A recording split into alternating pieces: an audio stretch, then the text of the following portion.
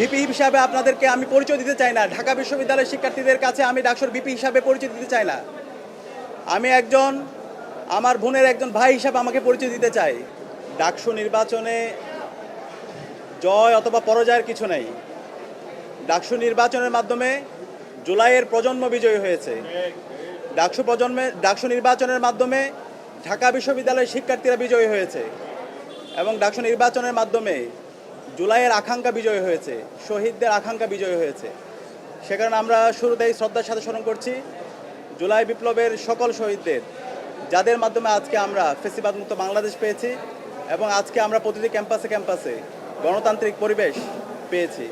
একই সাথে আমরা স্মরণ করছি বাংলাদেশের আজাদী আন্দোলনের সকল শহীদদের, বিশেষ করে মহান মুক্তিযুদ্ধের সকল শহীদদের, 90-এর স্বৈরাচার বিরোধী আন্দোলনের সকল শহীদদের, আধিপত্যবাদের বিরুদ্ধে, আগ্রাসনের বিরুদ্ধে লড়াই আমাদের অগ্রনেতা শহীদ আবরার ফাহাদ সহ ক্যাম্পাসের ছাত্রলীগের নির্যাতন নিষ্পেষণে যতজন শহীদ হয়েছে সকল শহীদদের আল্লাহ পাক সুবহানাহু ওয়া তাআলা সকল শহীদদের জান্নাতুল ফেরদৌসের মেহমান হিসেবে কবুল করুক, আল্লাহুম্মা আমিন। আমরা দৃঢ়কণ্ঠে বলতে চাই, ডাকসু নির্বাচনে ঢাকা বিশ্ববিদ্যালয়ের শিক্ষার্থীরা সাদিক কায়েম, এস এম ফরহাদ, মহিউদ্দিন খান সহ ঐক্যবদ্ধ শিক্ষার্থী জোটের আমাদের প্যানেলের উপর যে আমানত রেখেছে, আমরা সেই আমানতের যথাযথ হক আদায় করবো ইনশাআল্লাহ। আমরা কথা দিচ্ছি, আমাদের শিক্ষার্থীদের যে স্বপ্নের ক্যাম্পাস, সেই স্বপ্নের ক্যাম্পাস বিনির্মাণ না হওয়ার আগ পর্যন্ত আমরা থামবো না। আমরা আমাদের লড়াই চালিয়ে যাবো ইনশাআল্লাহ। আমি ডাকসুর ভিপি হিসাবে আপনাদেরকে আমি পরিচয় দিতে চাই না। ঢাকা বিশ্ববিদ্যালয়ের শিক্ষার্থীদের কাছে আমি ডাকসুর ভিপি হিসাবে পরিচয় দিতে চাই না। আমি একজন আমার বোনের একজন ভাই হিসাবে আমাকে পরিচয় দিতে চাই। আমার একজন ছোট ভাইয়ের বড় ভাই হিসাবে আমি পরিচয় দিতে চাই।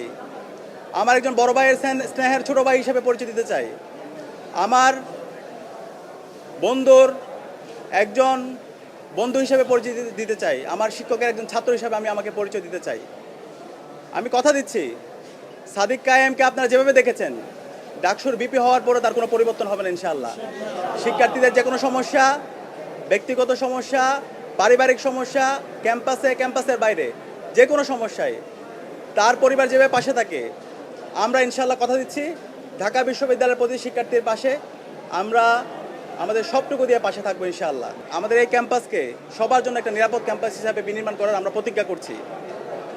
একই সাথে আমাদের এই ঢাকা বিশ্ববিদ্যালয়ের যেই ধর্মের, যেই পথের, যে মতের, যে আদর্শের লোক না হোক না কেন, আমরা সবাই একসাথে কাজ করব।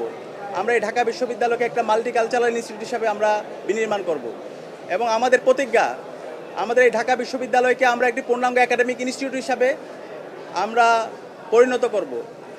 একজন বিশ্ববিদ্যালয় শিক্ষার্থী প্রথম বর্ষ থেকে তার চমৎকার একাডেমিক এনভায়রনমেন্ট এখানে পাবে, গবেষণার পরিবেশ থাকবে, তার আবাসন নিয়ে ভাবতে হবে না, তার খাদ্যের নিরাপত্তা থাকবে, স্বাস্থ্যের নিরাপত্তা থাকবে এবং আমাদের নারীদের জন্য একটা নিরাপদ ক্যাম্পাস হিসেবে আমরা গড়ে তুলব।